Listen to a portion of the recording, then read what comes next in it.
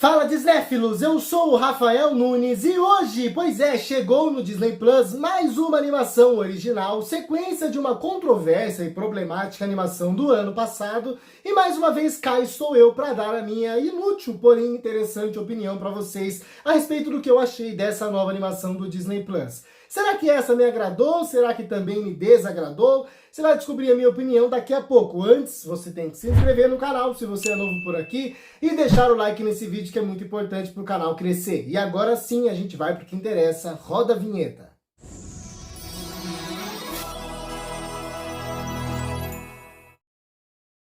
Diary of a Wimpy Kid, Roderick Rules. O Diário de um Banana, As Regras de Roderick, novo filme animado original Disney Plus, dirigido por Luke Cormican. A primeira coisa que eu tenho que salientar aqui a respeito de O Diário de um Banana, As Regras de Roderick, é que é fato que a animação melhorou consideravelmente a sua qualidade, principalmente gráfica, quando comparado ao filme original do ano passado, né? Se vocês assistiram a minha crítica daquela produção, vocês devem se lembrar que eu principalmente reclamei muito da qualidade gráfica da animação, sabe? Por mais que eu tenha gostado do design dos personagens, muito respeitoso com o que a gente tinha dos livros, e principalmente também tenha gostado da mistura de animação 3D, com as brincadeiras que a animação faz com os cadernos, as folhas de caderno em 2D, por mais que não seja realmente uma animação 2D, fica legal essa brincadeira, porque brinca com a coisa do personagem estar narrando pra gente o que tá acontecendo, enfim. Tem um ponto positivo aí na parte visual, pelo menos naquela animação tinha os pontos negativos que era a baixíssima qualidade da animação. Não tô querendo dizer que a animação aqui está bem feita, que tá bonito, que olha, agora é padrão Pixar. Não, nada a ver. Continua uma animação ainda muito pobre visualmente, com texturas ainda muito não palpáveis, com um aspecto ainda muito de plástico, muito gelatinoso em alguns momentos também, né? Falta incrementar os cenários também, sabe? Fica muito aquele foco para aquela pequena coisinha que tá acontecendo para dentro da casa, para dentro da escola, para cenários pequenos. Não existe aquela coisa muito ampla, não existe um preenchimento no fundo, sabe? Ainda é uma animação pobre visualmente, mas é uma animação mais rica do que a anterior. E isso já é um ótimo ponto positivo, até porque isso era uma promessa do produtor Jeff Kinney, que é o escritor dos livros, inclusive, que ele realmente ia investir um pouco mais nas sequências da animação, né? A primeira é muito pobre, pelo menos essa aqui demonstrou um passo na qualidade, né? Outra promessa que o produtor tinha feito e que ele cumpre aqui é a duração um pouco maior, né? Aquela animação, a primeira, tem menos de 1 hora de duração. Essa aqui já tem um pouco mais de 1 hora, acho que chega a 1h10, 1h15, né? Mas isso não se reflete no desenvolvimento da narrativa dos personagens, da trama como um todo, e isso só se torna um pouco mais de enchimento de linguiça, um pouco mais de canseira dentro da animação. A animação é maior, mas não justifica a maior duração, sabe? Isso não se reflete realmente em desenvolvimento de personagens, então meio que em algum momento você vai sentir que a animação começa a se tornar cansativa. A gente está falando de uma animação com 1h10 de duração, 1h15 no máximo, né?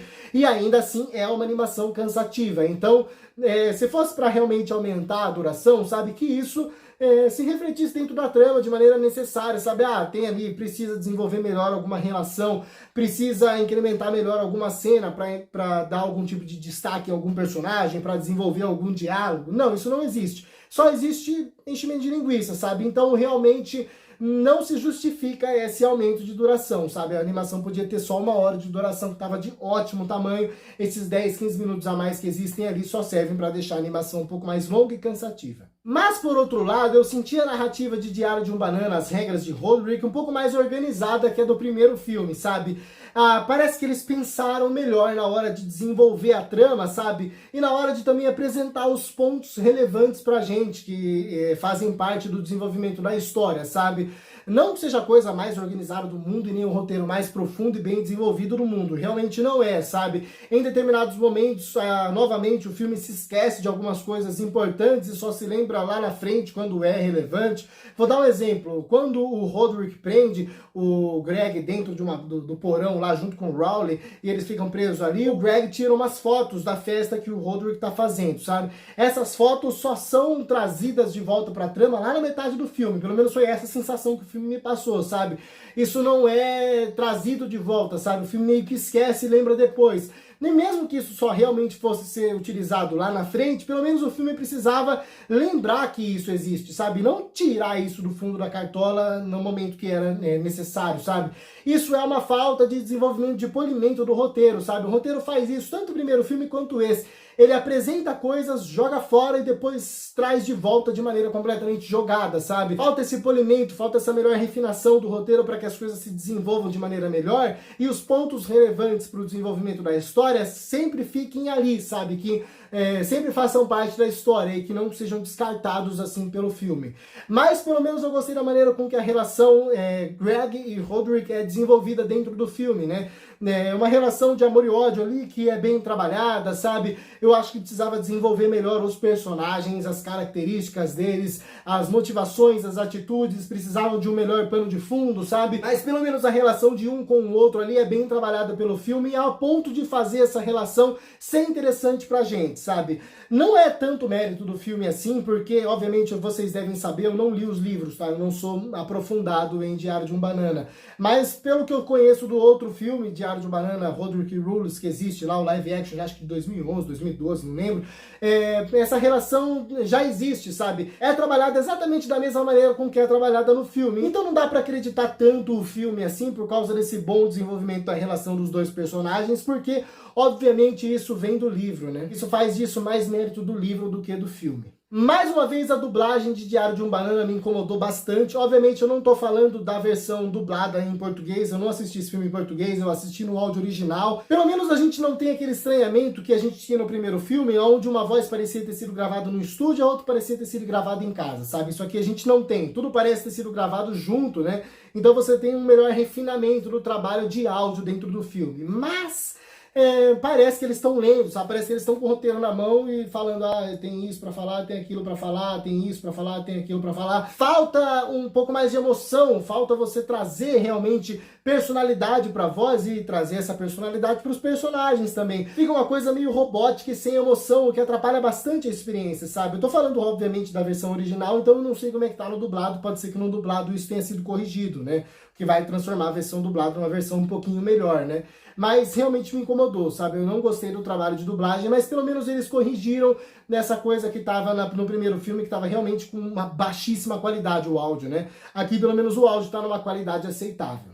E outro problema que vem do primeiro filme e se reflete novamente nesse aqui é que falta humor, sabe? E eu tô falando que falta humor, não é nem isso pra mim, falta humor até para as crianças. Eu não consigo imaginar uma criança pequena, que é o público-alvo, dos 5 aos 8 anos, assistindo essa animação aqui e realmente dando risada, realmente se divertindo, gostando, olhando e falando, cara, gostei desse filme, quero ver de novo. Eu não consigo enxergar isso porque eu não consigo enxergar algum momento engraçado dentro do filme.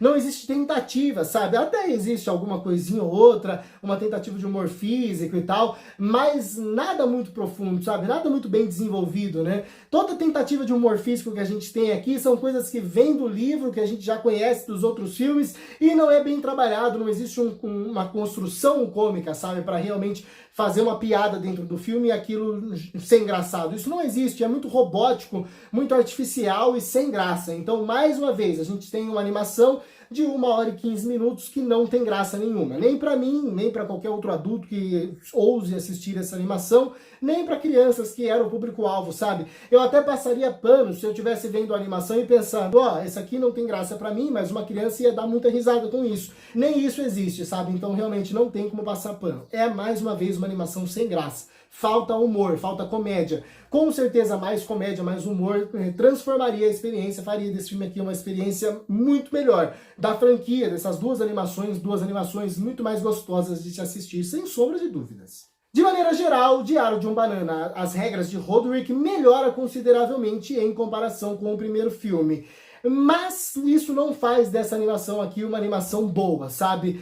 Não tem tantos pontos positivos assim, tem outros erros que aquela animação não cometeu, então uma coisa meio que, melhora aqui, mas erra ali, então fica uma coisa meio que não melhorou de fato, sabe? Continua sendo uma experiência dispensável, eu não recomendo pra você. Se você é fã dos livros, provavelmente você vai se decepcionar. Se você não tem ligação nenhuma com a franquia, eu recomendo que você leia os livros ou assista aos outros filmes, os live actions dos anos 2010. Dessas duas animações aqui, realmente não valem a pena a experiência, não valem a pena o tempo gasto, o que é uma pena. Por isso que para Diário de um Banana, As Regras de Roderick, eu dou mais uma vez uma nota 3. E agora eu quero saber a sua opinião aí. Você gostou dessa animação? Achou melhor que o primeiro? Não achou? Comenta aqui embaixo as suas opiniões, tá bom? Vocês sabem que eu adoro ler os comentários de vocês e sempre respondo os mais relevantes. E se você gostou do vídeo e gosta do conteúdo do canal de Snapchat, inscreva-se e deixa o like nesse vídeo, que é muito importante para o canal continuar crescendo. Também te convido a me seguir nas minhas outras redes sociais, que por lá você vai encontrar mais conteúdo e vai ficar por dentro das novidades do canal e do meu dia a dia. Lembrando que tem crítica da animação do ano passado e também tem crítica dos 4 filmes em live action de O Diário de um Banana. Então eu recomendo para vocês, se for do interesse de vocês, assistam esses vídeos, os links estão no card, tá bom? É isso. Muito obrigado a você que assistiu a mais esse vídeo até o final. Até a próxima e falou!